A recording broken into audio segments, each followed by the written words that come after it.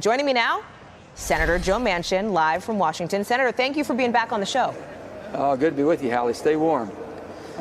Yeah, thanks. So, a little chillier where you are based on the comments from the president, who tweeted this weekend calling you Senator Munchkin of West Virginia, saying he was surprised and disappointed that you voted against him, basically, saying that they, meaning your constituents, are really mad at you back in your home state and that you're just a puppet for Chuck Schumer and Nancy Pelosi. Senator, I want to give you an opportunity to respond. Sure.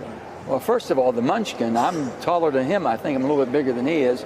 Not heavier. He's much heavier than me, but I'm a little taller than him. So I guess he's got that little bit off. And on the thing of the attack, it's nothing I didn't expect. I mean, the thing I've said all along, and I referenced that I didn't understand the transcript.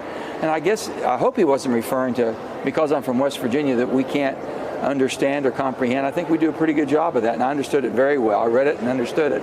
And it was directly, the evidence was overwhelming, Hallie, and I was hopeful that the president said he wanted a fair trial in the Senate, that he would bring witnesses forward. And I know where I come from in West Virginia. If someone accuses me of something, and I know I'm innocent, I can't wait to show that person wrong. I can't wait to bring witnesses that will refute what was said about me or evidence that proves it also. They did none of that. They just said the president's above the law and the executive branch can do what they want to, and that's not how I interpret the Constitution or Federal 65 or Hamilton, what his intent was and what the framing of our Constitution, how they believed this to be. Senator, I'm old enough, though, to remember early on in this Trump administration when you did work with and want to work with President Trump on a number of issues, partly because, frankly, your state, that was a political advantage in many ways because the president won West Virginia by more than 40 points. How are you not more concerned that the president's attacks against you could end up being this political liability for you?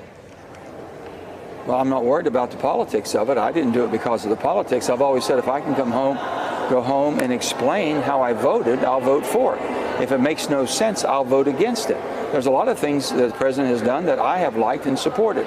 I'm the most bipartisan Democrat in all of Congress that votes with him more than anybody else. And I'm still going to look at the issues when I think it's good. He called you a munchkin. Are you still able to get something done with him legislatively? Do you think names bother me? I mean, do I look like I'm small and fragile? Names don't bother me, and the president knows he can't get to me that way. I'm not going to retaliate. The people want a matured adult, and that's what the president should be. That's who we want as our president. I want him to succeed.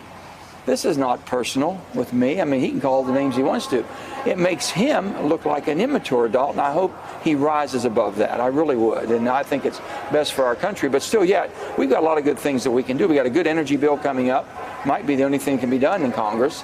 And Lisa Murkowski and I work very close together. I'm still friends with everybody. I'm not looking at this as a dividing line and it separates us. We're separated enough. We have a divider in chief.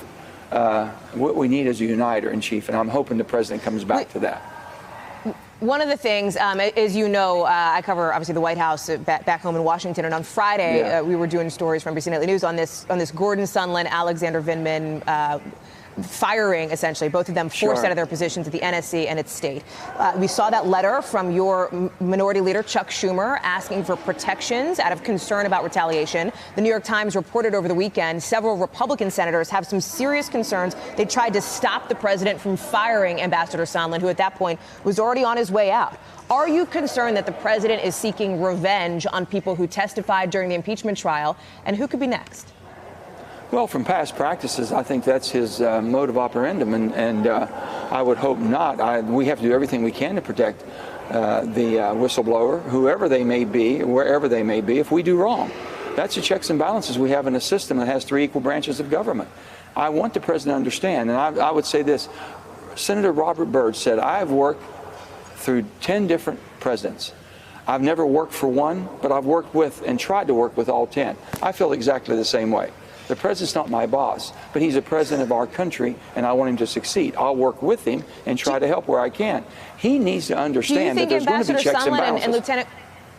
Should Ambassador Sondland and Lieutenant Colonel Vindman, should they have been removed from their positions then? Not at all, Hallie. Not at all. That shouldn't have happened. But the president does have, I was a governor of the state, I had the right to to change whoever I thought was more competent or could do a better job or communicated well.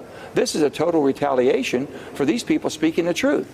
Usually when someone speaks the truth and they're qualified in this, I try to figure a way that we communicate better. He has a different mode of operandum through these types of actions, and I think it's very harmful to our country and to our way of life and our government. And I would hope that some of my Republican friends would exercise the right they have being in the legislative branch, that we have equal powers. We don't work for any president, and the president should want to work with us. And if not, we have to use the powers we have. Senator Manchin, just about out of time, but real quick before I let you go, you haven't endorsed anybody in the Democratic race. We're here in New Hampshire for the big primary tomorrow. Who do you like? Who would you campaign for? Well, no, I'm still watching. These are all my friends have been in this. Things are changing, and it'll continue to change. The next two will kind of weed out whoever's going to be the strongest in our party, and we'll go from there. Thank you for checking out our YouTube channel. Why don't you subscribe? It's really easy. Just click on that button down there. And for more news from MSNBC, click on any of these videos here for the latest interviews and highlights. You can get more videos from MSNBC with our newsletters. Head over to msnbc.com/newsletters to sign up.